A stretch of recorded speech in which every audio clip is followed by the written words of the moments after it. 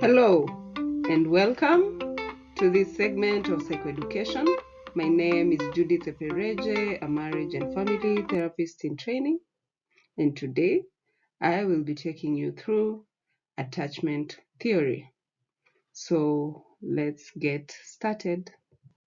So when I say attachment, what do I mean by that? I know we might all understand attachment differently or have different definitions of attachment, but in this context, I'm referring to attachment theory that was founded by one John Bowlby, who was interested in getting to know the distress and the anxiety that children experience when they get separated from their caregivers. So caregivers in this case could be the biological mother, the stepfather, the stepmother, the biological father, it could be the grandparents, it could be a nanny as well, but it could also be other relatives based on where you are or where you're located on the planet. Like in collectivistic cultures, like in Africa, caregivers might be other relatives, yeah, so not necessarily the birth mother, yeah. So there are several definitions of attachment that exist out there, but this one really resonated with me. So Gayhart defines attachment as a person's relationship style that is developed from infancy. It can also be seen as the psychological explanation that focuses on relationships and emotional bonds that are between people. That could be a parent and a child, or between romantic partners, or just even other friendships, yeah?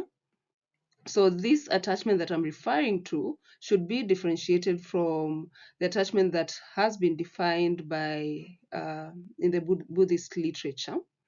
So to Buddhists, attachment means um, investing too much or identifying too much with a particular idea or desire.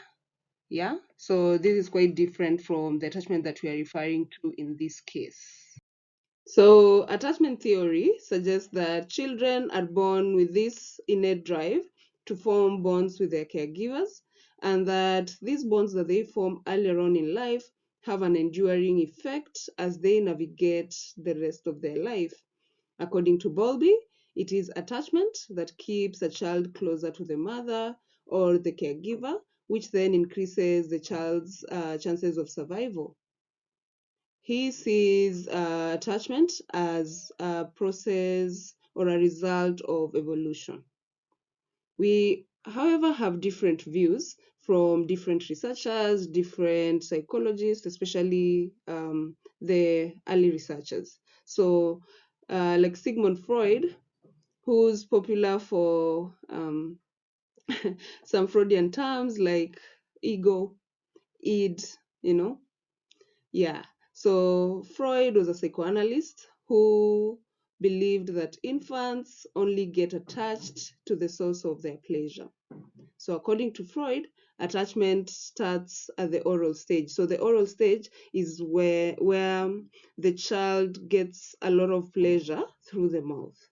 So according to him, as attachment starts at this point in time because remember, he says that the child will form an attachment or will be attached to the source of pleasure. So at this point in time, they're getting a lot of pleasure through their mouth. So if they're able to feed through breastfeeding, then it is quite natural that they will develop an attachment to the caregiver who's providing like the oral needs. We, however, have different views from early behaviorists like Ivan Pavlov, who saw attachment as a behavior that is learned. And he proposed that attachment results from the feeding relationship that exists between a child and its mother, or a child and its caregiver. So John Bowlby did not buy that. He actually saw it on the contrary, that feeding did not actually reduce the separation anxiety that the children have. So to him, he saw that attachment has clear behavior, clear motivation patterns that is not necessarily related to feeding. So he also pointed at the fact that children who are frightened or scared will seek closeness or sought the company of their primary caregiver so that they can feel some form of comfort or also get care from the caregiver. So basically, the central theme in attachment theory is that where you have a primary caregiver who is available and responsive to a child's needs, then this allows the child to develop a sense of security. The child will learn that the caregiver or the mother is dependable, which then creates a secure base for the child to explore the world. So there is the safe space, who is the caregiver, mostly the mother, but it could be someone else. And there's also a secure base. Like a secure base, they know that even if something goes wrong, maybe in school, or if something goes on that is not quite pleasurable with their friends, then they know that they have a place and a person that they can come to, someone who will make them feel safe. And more often than not, this is the primary caregiver. So another key figure in our discussion today is one Mary Ainsworth, who expounded on John Bowlby's work on attachment. And Mary revealed the effects of attachment on behavior. She studied or observed children that were between a year and a half years old, and she placed them in a room and observed them as they responded to being left alone briefly by their caregivers and then reunited. So from the responses that she observed, she came up with 3 major attachment styles. The first one being secure attachment, then there's ambivalent, insecure attachment, and then there's avoidant, insecure attachment. We also have a 4th attachment style that was birthed by Mary Main and Judy Solomon from their research that they conducted in 1986. And this 4th attachment style is known as disorganized, insecure attachment, or fearful avoidant.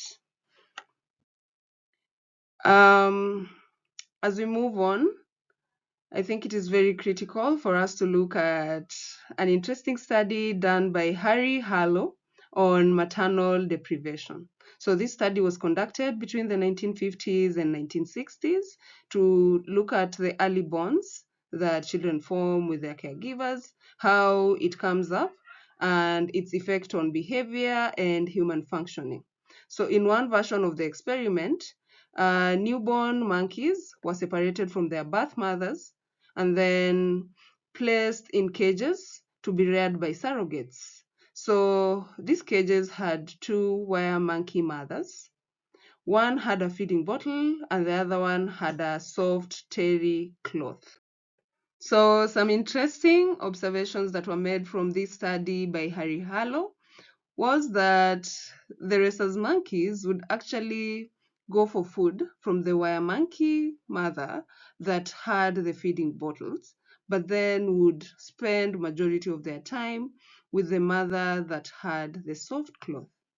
So the conclusion from this study was that these rhesus monkeys gravitated towards the soft cloth mother because of security and comfort that they were seeking for, and that early attachment forms from receiving care and comfort from a caregiver and not from maybe just feeding or maybe just looking at the source of pleasure. So attachment, security, and comfort are correlated in one way or another. So what are some of the stages of attachment? And we have at least 4.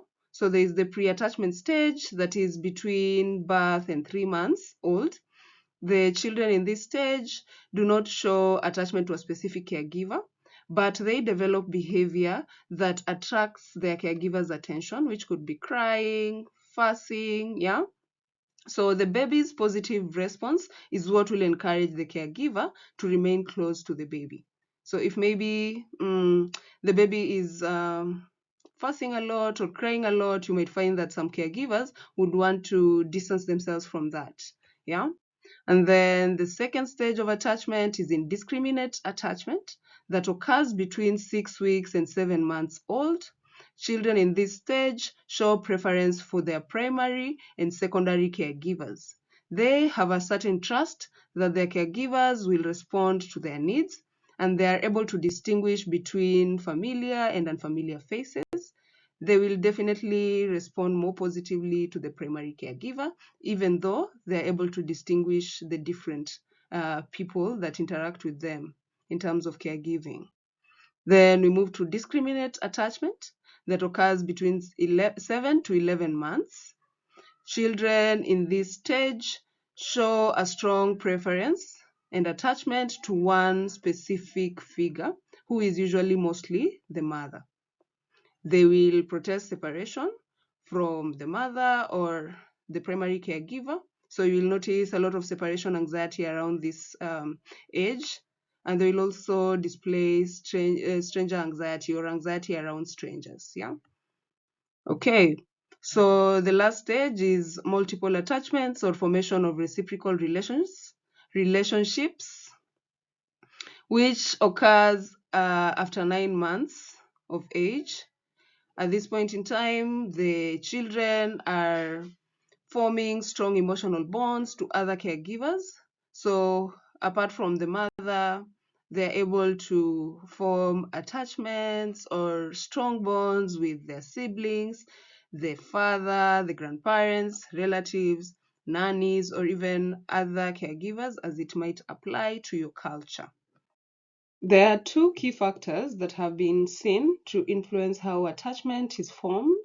And the first one is there an opportunity for attachment to be formed or attachment to develop, especially when you're dealing with kids or children who may not have had the opportunity to be raised by their own parents for one reason or another, maybe because they were orphaned at a young age or were separated from their family of origin, maybe for security reasons, because they are maybe in need of care and protection. Then you find that these children may fail to access the trust that is needed for attachment to form. And then based on the quality of care that the caregiver gives a child, it also influences the type of attachment that the child forms and how the attachment is formed. So in cases where we have caregivers who are responsive and reliable, children learn that these caregivers are dependable, and therefore they think and view the world as a dependable place with people uh, having the potential to respond to their needs. Yeah. So from what we discussed earlier, we have 4 different types of attachment styles. And the first one being ambivalent attachment, or what is commonly known as anxious preoccupied. This is comprised of children who are prone to having feelings or feelings of depression, especially when a caregiver leaves. They have come to believe and trust that their caregivers are not dependable and therefore cannot be trusted to be there when the child needs them for one reason or another. So the second one is avoidant attachment. These children were seen to avoid parents or other primary caregivers. Remember the strange situation experiment that we talked about earlier on? Yeah, so these are the attachment patterns or styles that resulted from that experiment.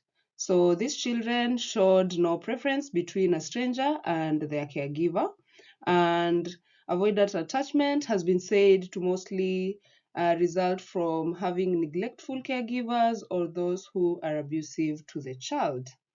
Yeah. And then the third one and the most preferable style of attachment is secure. These children with this attachment style depend on caregivers and they trust that their caregivers are reliable, are present, and will be there for them whenever they're going through it in life. So these children in the strange situation experiment showed a lot of distress when they were separated from their primary caregivers, but when the caregiver came back into the room, there was a lot of joy when they were reunited with their caregivers. So they might have felt upset momentarily about the separation, but they were assured.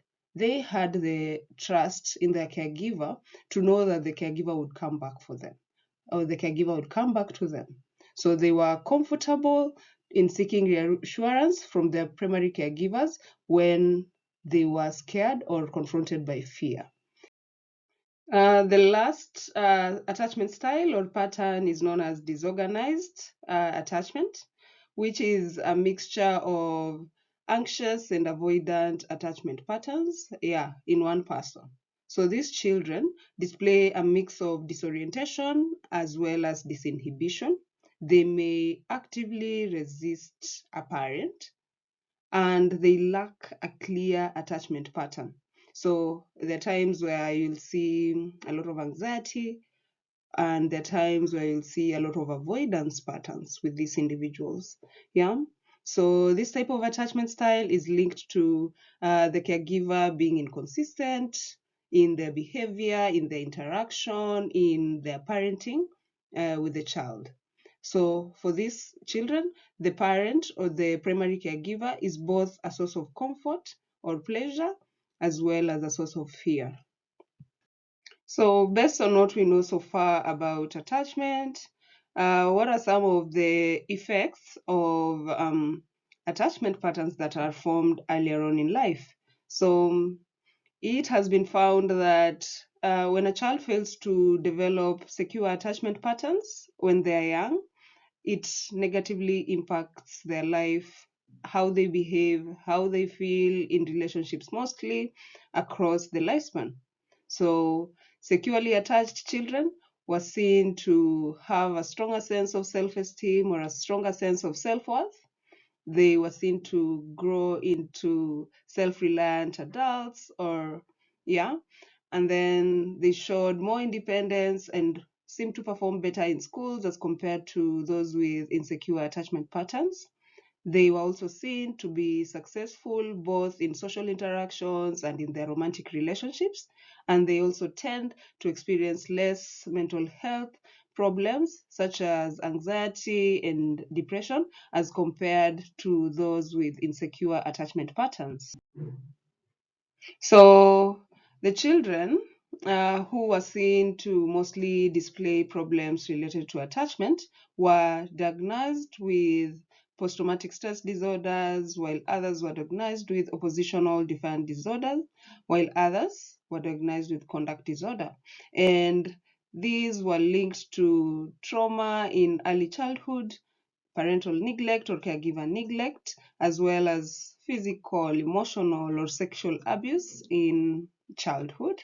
So, from generally the research that I reviewed, early attachment styles were seen to have an enduring implication on later relationships. And we will dig deep into that in the second part of this video. Yeah.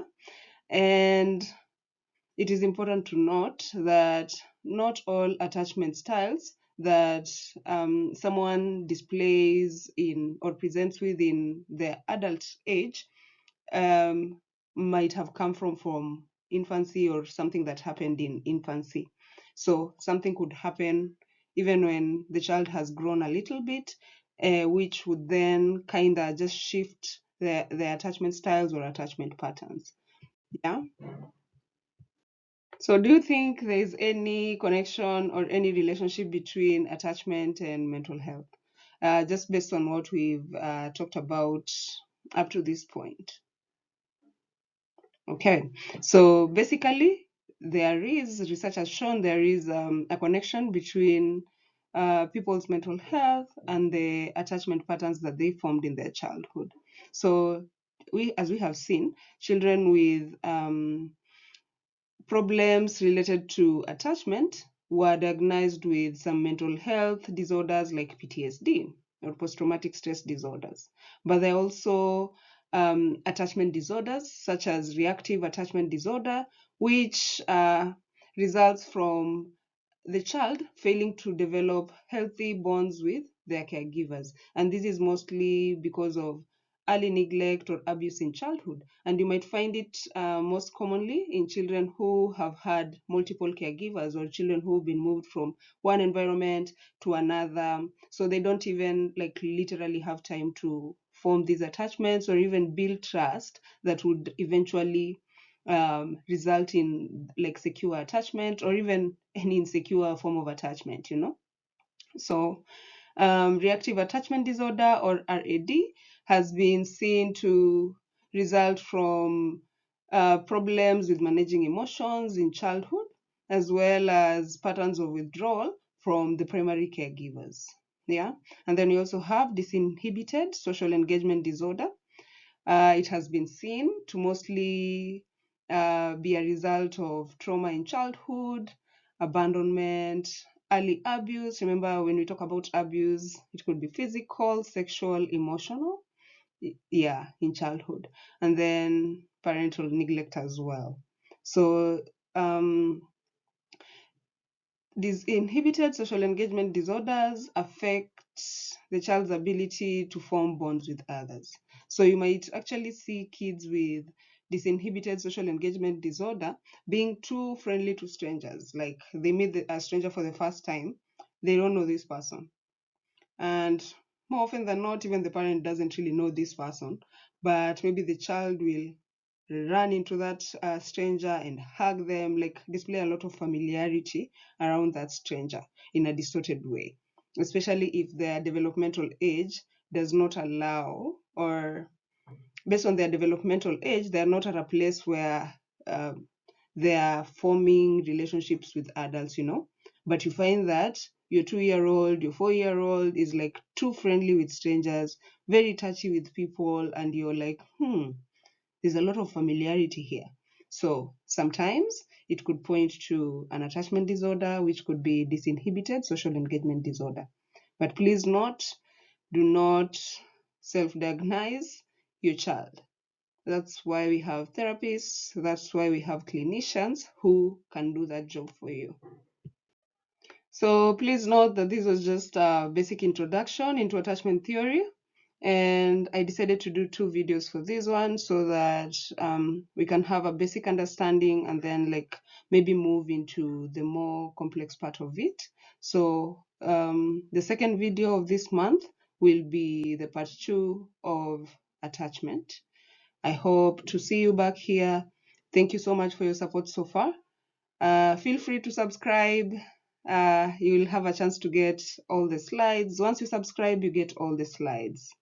And share, please share. Sharing is caring. You could have someone who's maybe grappling with some of the issues that we're talking about, and they might be in distress because of lack of knowledge. So please do share. Let's like this video so that I can be able to reach more people. Yeah, I'd really appreciate that. And as always, until the next one, bye.